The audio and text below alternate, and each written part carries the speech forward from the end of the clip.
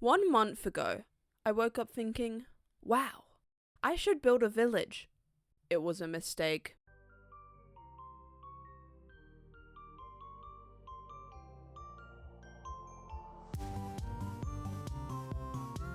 And so, we begin. I started off building the village by recreating some of the houses, and decided to go for this basic but somewhat nostalgic colour palette of the spruce and oak for the frame and roof, with the stone, gravel, andesite and dead coral for the walls. It also very well fitted the theme I was aiming for, with this kind of time capsule between different years, while maintaining the connectivity of the village. So it really stuck to me, and I decided to follow through with it. Now I'm adding some small detailing to the sides and cleaning it up.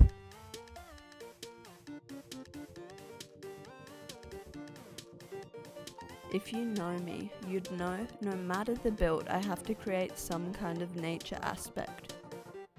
So you can see me adding some bushes around the front and sides. And next, I quite enjoyed making this house. The process was really fun. And mud, I haven't really played around with yet. Even though the update has been here for a while, I have not done much with it, so I decided that this was going to be my next build and possibly incorporate it in a different build of mine as well.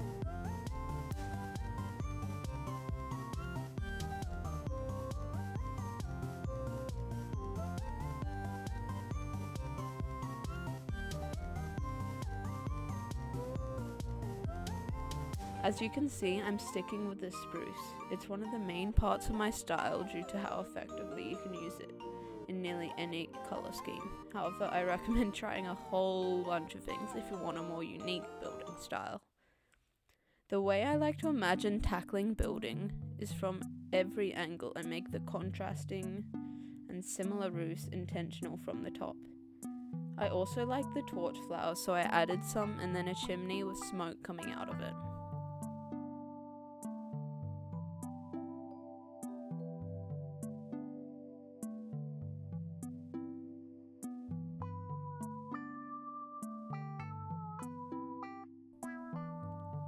And now I began my favourite house out of all of them, I must say. It's this cute little mystical inspired house where it's fantasy crossed with magic. I find it really, really cool to be able to do stuff like this because Minecraft is a sandbox game.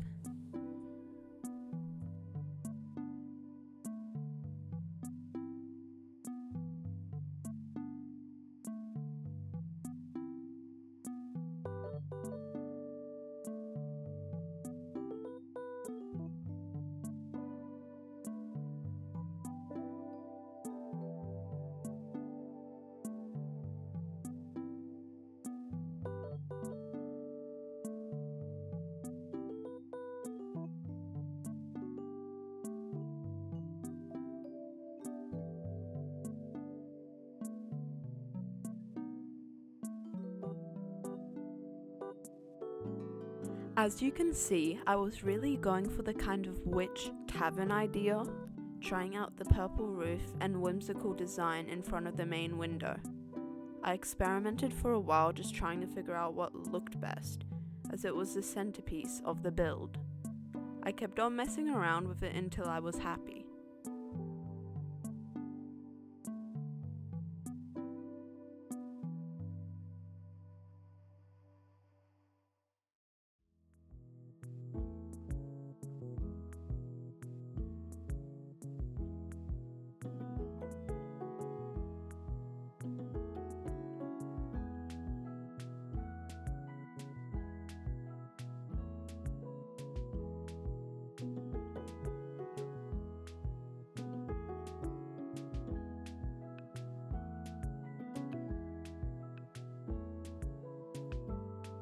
For this house, I didn't really have any inspiration except for the window design, using a very basic style and palette.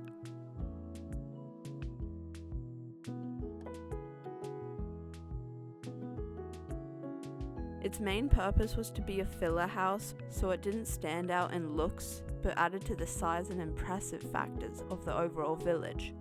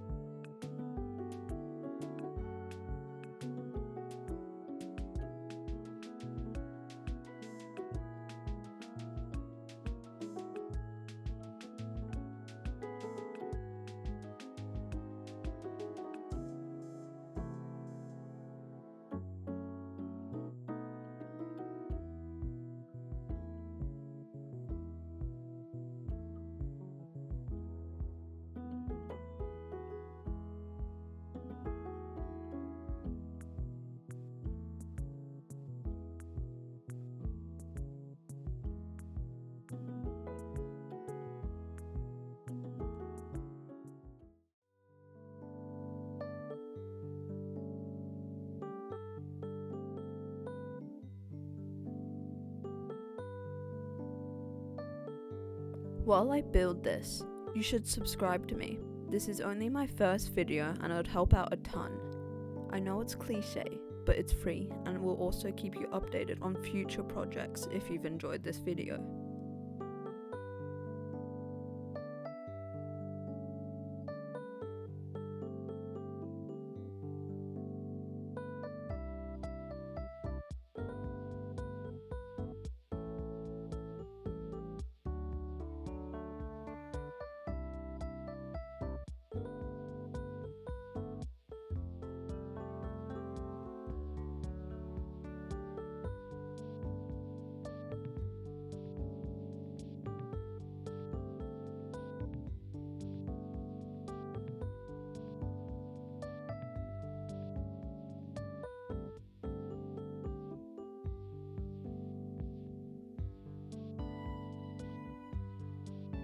I spent some time having fun with World Edit, which I extremely recommend for any terraforming projects.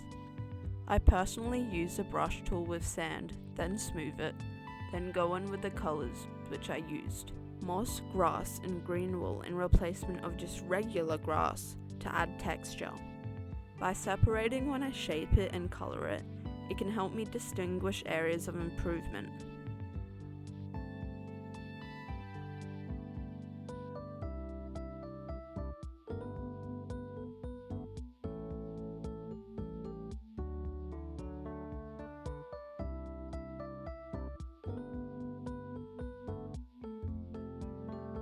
I then delved back into another house, deciding to create it as multi-layered and have red somewhere in it, which I incorporated into the interior. It was once again a filler build, but I still took a while to find the shape I wanted, detailing it and adding fun features to really make it seem lived in.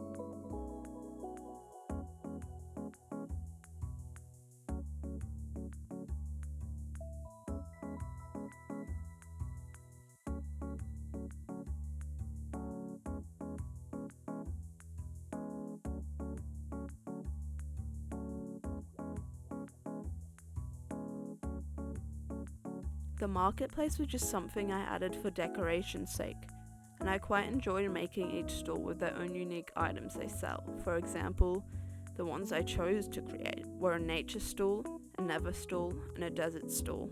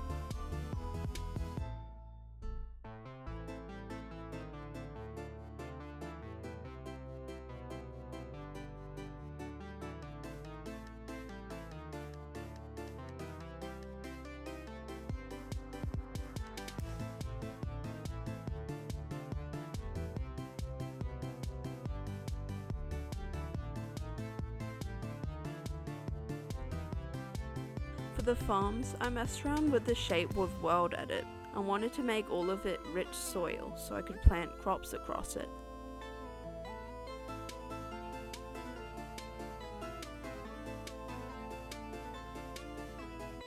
The water aspect had to cover all of the farm to make it functional, as well as pretty, and I hand planted each seed just to make it more satisfying for the time lapse.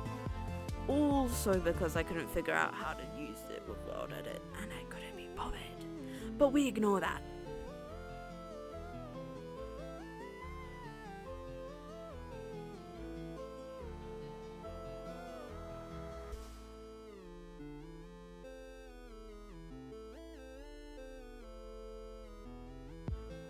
The next and final build for the village was the windmill.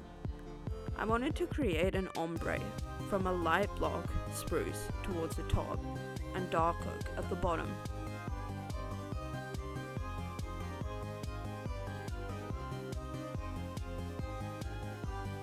I played around with the palettes before I remembered I already had one nearly exactly the same, so I used that. I then added glass to help the gradient.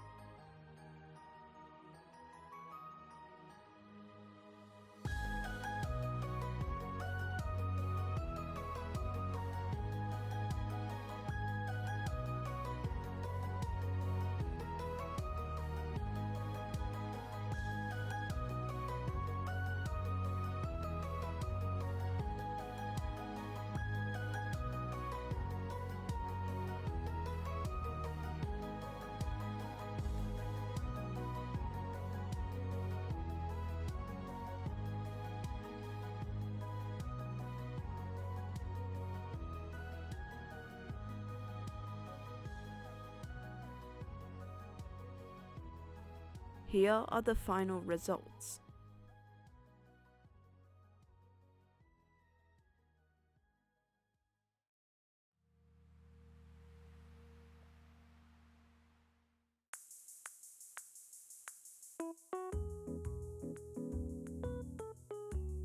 I think it came out really nice overall, and I can't wait for more challenges like this.